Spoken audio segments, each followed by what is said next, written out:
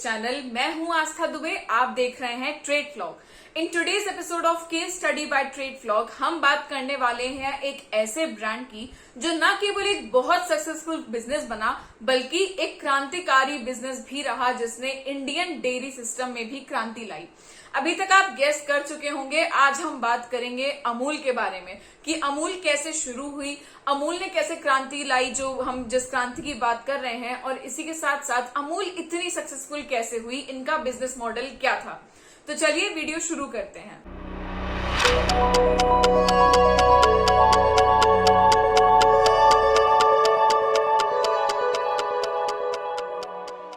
एक brief idea ले लेते हैं कि अमूल क्या है। अमूल बेसिकली एक कोऑपरेटिव ऑर्गेनाइजेशन है जिसका हेडक्वार्टर गुजरात के आनंद जिले में है। इसके साथ साथ अमूल GCMMF यानी कि Gujarat cooperative milk marketing foundation limited का एक हिस्सा है और इसी के साथ साथ फूड मार्केटिंग की सबसे बड़ी कंपनी। आपको ये जान के बहुत ताज्जुब होगा कि अमूल एक नेशनलिस्ट मूवमेंट से जन्मा है और आज के समय में $1 बिलियन की कंपनी है। आइए अब इस कहानी को शुरू से शुरू करते हैं। आइए जानते हैं कि अमूल का जन्म कैसे हुआ, या फिर जिस क्रांति की हम बात कर रहे हैं वो क्रांति आई कैसे। इसके लिए हमें जाना पड़ेगा काफी पीछे, साल 1946 में। 1946 और जगह गुजरात। उस समय गुजरात में ऑलरेडी एक नेशनलिस्ट मूवमेंट चल रहा था जिसे लीड कर रहे थे महात्मा गांधी। इसी बीच एक इंडिविजुअल थे त्रिभुवन दास केशव भाई पटेल।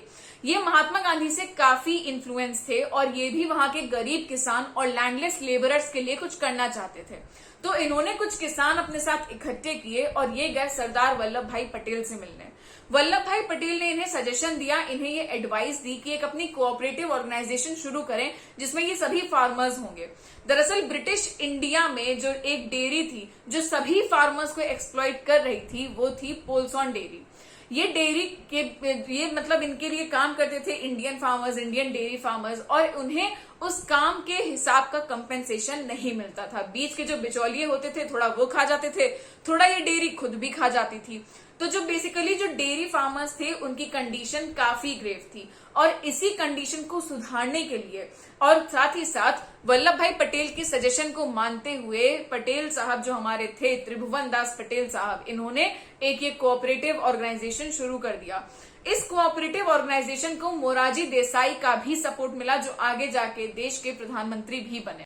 उस समय के जो फार्मर्स थे उनके अंदर इतना आक्रोश आ गया था कि वो एकजुट होकर ब्रिटिश सरकार से लड़ने को भी तैयार थे। इसीलिए अमूल जो ऑर्गेनाइजेशन था उसे ज्वाइन करने की कोई प्री रिक्विजिट कंडीशन नहीं थी। कोई भी किसान, चाहे वो किसी भी धर्म का हो, किसी भी नस्ल का हो, किसी भी जाति का हो, वो आकर अमूल ज्वाइन कर सकता था और ऐसा हुआ भी। अमूल जब कोऑपरेटिव मतलब बना तो एक अनऑफिशियल कोऑपरेटिव था और ब्रिटिश सरकार उसे बिल्कुल अनुमति नहीं दे रही थी बनने की भी। तो ब्रिटिश सरकार ने प्रोटेस्टर्स पर हमले भी करवाए, लाठी चार्ज किया, कोशिश की कि कैसे भी ये प्रोटेस्ट खत्म हो जाए, लेकिन ये प्रोटेस्ट खत्म नहीं हुआ, कोऑपरेटिव बन गया। इसी के साथ साथ पूरे गुजरात ने जो ये पोल्सॉन डेयरी थी इनका दूध या इनके डेयरी प्रोडक्ट्स लेना ही बंद कर दिया, प्रॉपर बॉयकॉट कर दिया, जिससे ये dairy on the verge of breakdown आ गई। आखिरकार जब कुछ समय बाद ऐसे सरकार को घुटने टेकने ही पड़े इनके सामने, क्योंकि उनकी अपनी डेयरी तो खत्म होने वाली थी।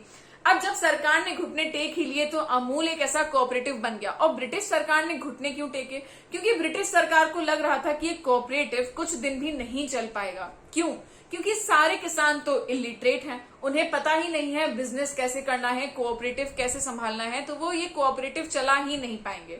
लेकिन इसी समय वर्गीज कुरियन स्टेप इन करते हैं जिन्हें इन किसानों पर भरोसा है, इन किसानों के लिए उनके दिल में सिंपैथी है और वो इन किसानों को गाइड करते हैं एक ऐसा कोऑपरेटिव को सक्सेसफुल बनाने के लिए जिसने इंडिया को वर्ल्ड्स लार्जेस्ट मिल्क प्रोड्यूसर बना दिया, जो कि था अमूल।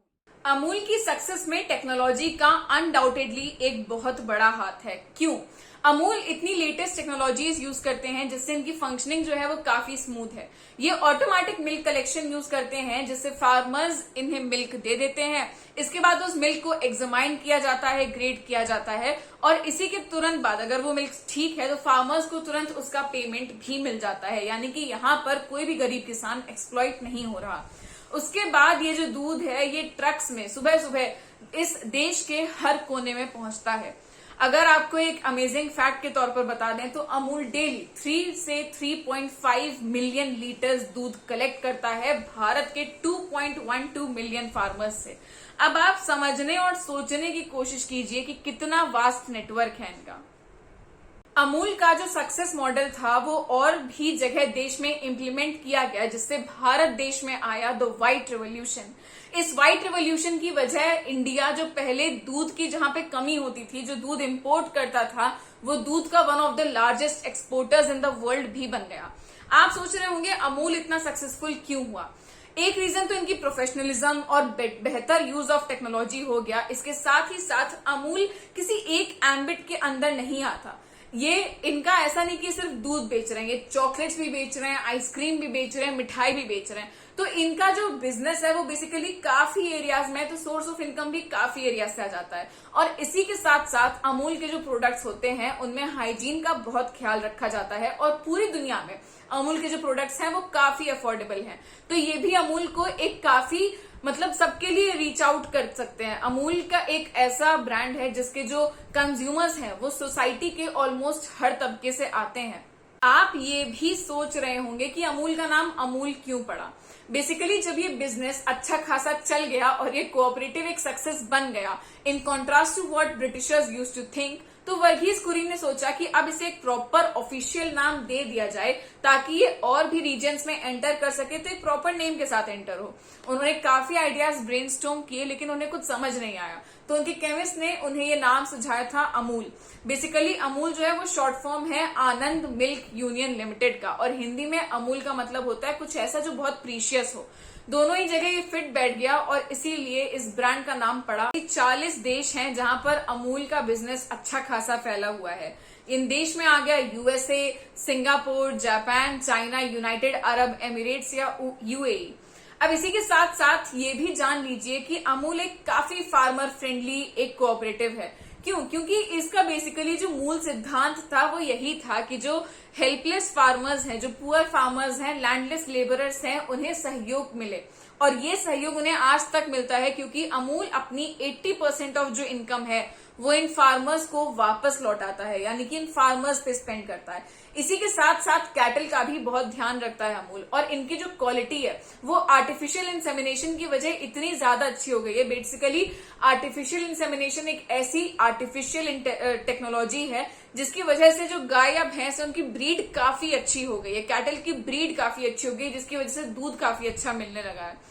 तो एक ये भी रीजन है कि ये अपना जो मेजर जो भी इनकी इनकम होती है उसे वापस से फार्मर्स में और कैटल में इन्वेस्ट करते हैं, तो आउटपुट और अच्छा निकलता है। साथ ही अमूल की खास बात एक ये भी है कि बाकी जितने कॉर्पोरेट कंपनीज हैं उनसे अलग हटके अमूल के जो हेड्स हैं या फिर अमूल को चलाने के पीछे जो मेन बैकबोन है वो विलेजर्स हैं, वो गांव के लोग हैं जो अमूल के एक तरह से टीम हेड्स या फिर मेजर हेड्स हैं।